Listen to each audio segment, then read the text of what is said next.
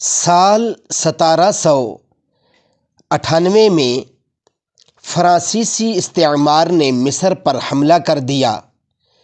بنی سویس میں جب فرانسیسی فوج داخل ہوئی اور قبضہ مستحکم ہو گیا تو فوج کو شک گزرا کہ رات کو اس کا اسلحہ کوئی چوری کر کے لے جاتا ہے۔ اگلی رات گزرنے کے بعد جب مزید اسلحہ کم ہوا تو ان کا شک یقین میں بدل گیا۔ پھر رات کو سخت پہرا بٹھا دیا گیا۔ تیسری رات جب اندھیرا خوب چھا گیا اور سارے فوجی نیند کی وادی میں اتر گئے تو ڈیوٹی پر مامور سپاہی نے دیکھا کہ ایک 12 سالہ بچہ فرینچ فوجیوں کے کیمپ میں گھس آیا۔ وہی اسلحہ چرا کر لے جاتا تھا اور عوامی مزاحمت کاروں کو دیتا تھا، مگر اس دن سخت سیکورٹی کی وجہ سے کامیاب نہ ہو سکا۔ سپاہی نے اسے پکڑنے کی کوشش کی تو اس سے لڑ پڑا۔ سپاہی نے اسے تلوار ماری تو اس کا بازو کٹ گیا۔ زخمی حالت میں اسے گرفتار کر کے فوجی جج جنرل ڈیزا کے سامنے پیش کیا گیا۔ اس بچے کو مصری تاریخ کا سب سے بہادر سپوت قرار دیا جاتا ہے۔ نام اس کا عبد الستار آدم تھا۔ عدالت میں جب اس کی پیشی تو جج نے سوال کیا کہ تو ہمارا اسلحہ کیوں چرا رہا تھا؟ عبد الستار آدم نے جواب دیا، اس لیے کہ یہ ہمارے دشمن کا اسلحہ ہے۔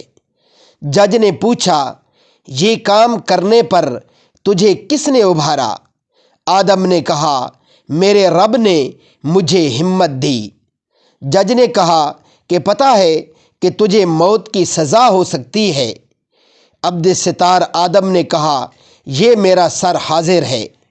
جنرل ڈیزا نے بچے کی شجاعت کا مزید امتحان لیتے ہوئے پھانسی کا حکم سنایا تو عبد الستار آدم نے خوف زدہ ہونے کے بجائے آسمان کی طرف دیکھتے ہوئے قرآن کریم کی تلاوت شروع کر دی۔ جج نے متاثر ہو کر سزائے موت کو 30 کوڑوں سے تبدیل کر دیا۔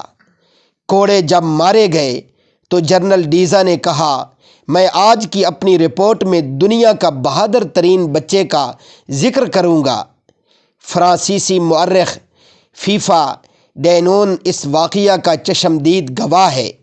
وہ اپنی کتاب میں لکھتا ہے کہ میں نے بچے سے کہا کہ میں تمہیں منہ بولا بیٹا بنانا چاہتا ہوں۔ میں تمہیں شاندار مستقبل کی ضمانت دے سکتا ہوں۔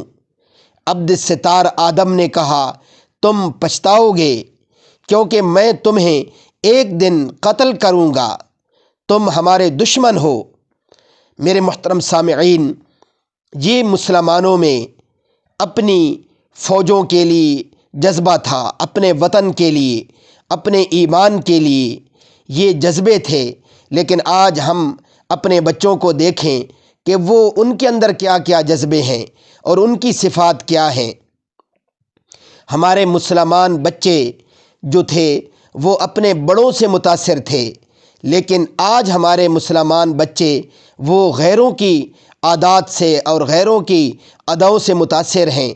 اس لیے دن بدن رات برات ہمارے اندر سے وہ ایمانی غیرت کی جو صفات تھی وہ نکلتی جا رہی ہیں اور ہم غیروں کے غلام بننے کی کوششوں میں لگے ہوئی ہیں۔ میرے محترم سامعین، اس بہادر ترین بچے کی روداد کو السائر الصغیر نامی کتاب میں پوری تفصیل سے لکھا گیا ہے۔ اللہ رب العزت ہمیں بھی یہ صفات اور ہمارے بچوں کو بھی یہ صفات عطا فرمائے۔